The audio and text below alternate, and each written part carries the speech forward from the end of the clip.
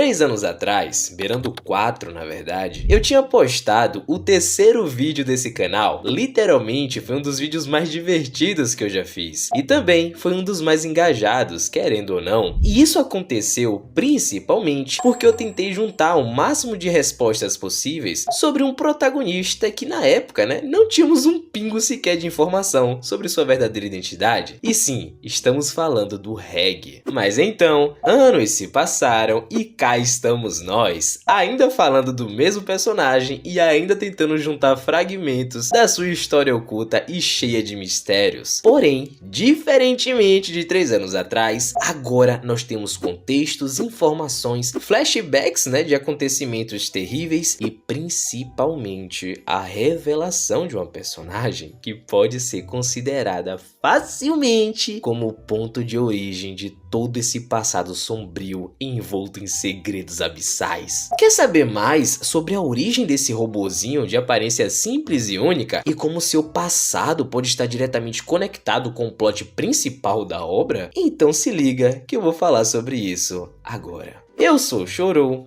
e esse é mais um vídeo de Made in Abyss aqui no canal. E antes da gente continuar, deixa eu dar uma pausa bem rápida aqui, tá bom? Segura a emoção só um pouquinho aí, eu juro que é rápido, tá? É só pra poder dar esse aviso aqui. Tem muita gente que me pergunta onde é que eu leio Made in Abyss, onde é que eu converso com a galera que lê e por aí vai. E bem, meu povo, tem uma comunidade no Discord chamada Unforged Scans e caso você queira entrar lá, você não vai só conseguir ter contato, com uma comunidade incrível e cheia de teoristas de plantão, como também vai ter acesso de primeira mão aos capítulos em português e também as pessoas que trabalham nessa tradução, que por sinal são incríveis, cara, eles merecem demais isso aqui. Sendo assim, o link para o grupo eu vou estar deixando aqui na descrição, tá bom? A gente se vê por lá.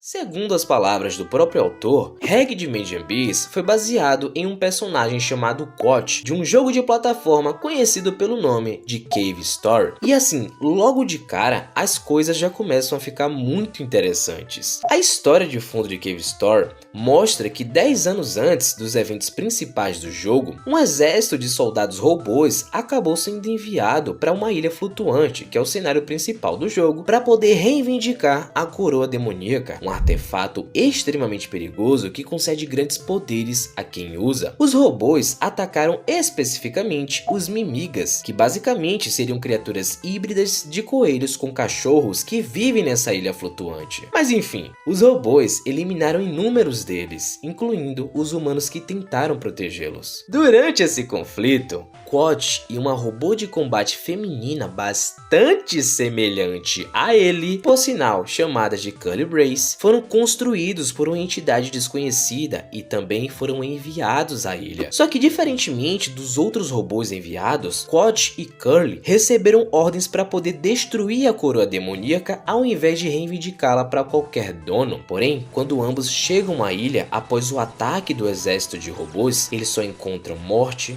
caos e ruínas. A raça Mimiga tornou-se uma espécie ameaçada de extinção e os humanos que a defendiam foram dizimados. Quando encontraram a coroa demoníaca, um humano, presumivelmente Miyakido, o terceiro portador da coroa, embora isso nunca tenha sido confirmado, tá bom? Já havia a reivindicado. Assim, Koch e Curly lutaram contra o portador da coroa e conseguiram feri-lo mortalmente, só que ambos ficaram gravemente feridos. Por isso, nos 10 anos seguintes, Koch permaneceu incapacitado, adormecido e intocado em uma pequena caverna, separado de Curly Brace. Aqui seria mais ou menos o início do jogo, onde Koch finalmente desperta, desarmado, e também com amnésia completa, onde ele não se lembra do seu propósito na ilha, nem quem ele é e muito menos por que estar lá. Mas, após roubar a arma de um eremita, ele logo chega à Vila Mimiga, cujos habitantes estão sendo sistematicamente forçados a um novo tipo de conflito, pelo mais recente dono da coroa demoníaca. E vamos lá. Eu não sei vocês, mas eu achei muito,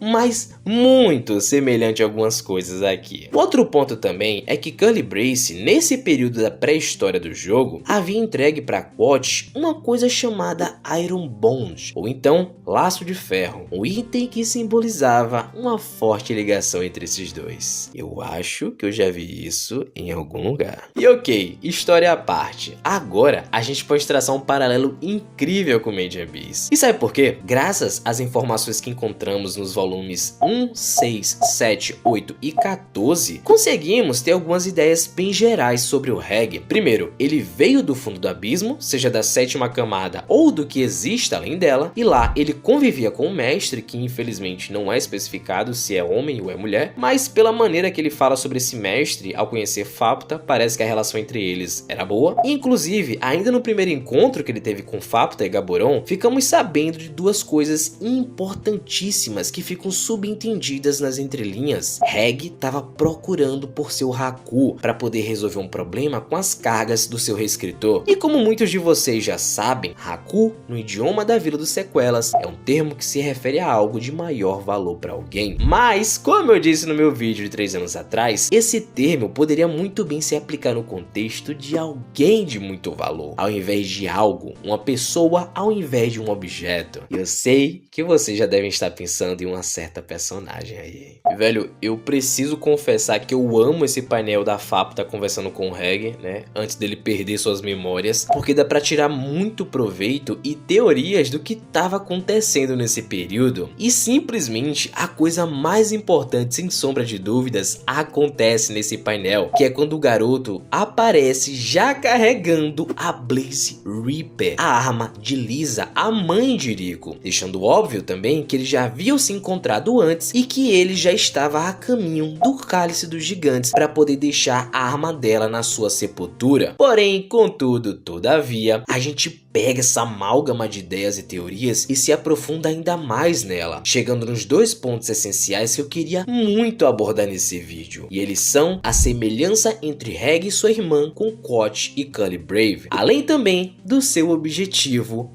primordial. Ah, e mais uma coisa, tá bom? Pra quem leu o mangá, sabe que a irmã do Reg cita o nome Kirinia, quase como se ela estivesse falando de si mesma em terceira pessoa. E sim, é bem provável que seja o nome dela, tá bom? Mas eu não vou pôr a minha mão no fogo até sair uma confirmação oficial, tá? Então, por enquanto, eu vou chamar de irmã do Reg. Velho, eu tava louco pra chegar nessa parte, vocês não têm noção.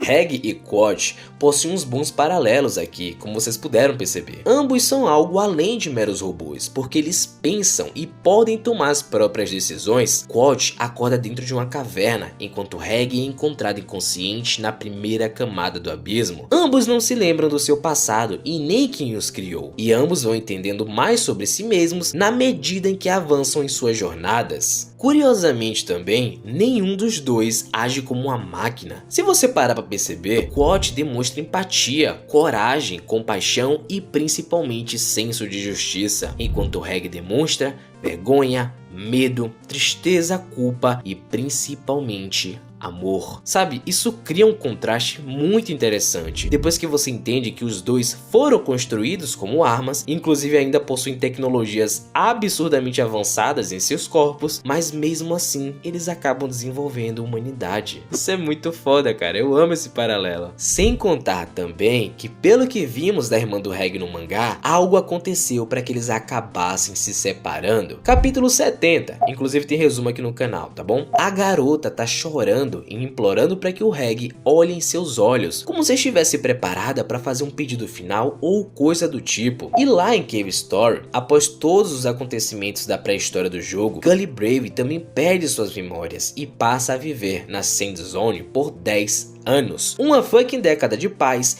enquanto o Quat estava dormindo todo esse período. Isso tudo, ao meu ver, só deixa ainda mais evidente uma coisa importantíssima, e essa talvez seja a maior conexão narrativa. Tal como o Quat, que foi criado para eliminar uma ameaça, Reg também foi feito para uma missão específica, até porque ele é uma unidade de interferência de grau especial, mas ainda é uma. Sua missão pode muito bem ser proteger alguém, levar a Rico ao fundo, ativar alguma relíquia, ou então só participar do destino do abismo. Mas, de qualquer forma, hoje a gente consegue entender, né, do nosso anime fofinho e sangrento, que o protagonista luta para descobrir se deve seguir sua programação, como vimos, né, com o Nightmare Reg, ou então criar o próprio caminho, viajando ao lado de Rico, Nanashi, Faputa e Prushka. Porque no fim, o abismo não guarda apenas relíquias ou monstros, ele guarda a verdade sobre aqueles que ousam descer, e ninguém parece estar mais ligado a essa verdade do que o próprio Reg.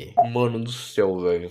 Velho, eu juro que eu deveria ter analisado melhor essa história, né, do Cave Story há 3 anos, porque, cara, isso aqui é quase um spoiler do final de Made in Abyss e também do arco, né, do Reg. Meu Deus, cara, é muita informação, tipo, que básica, tá muito boa, sabe? Mas, esse foi o vídeo e eu espero que vocês tenham gostado. Eu vou ficando por aqui, tá bom? Agradeço se vocês ficaram comigo até aqui também. Fiquem bem, pessoal, e até a próxima.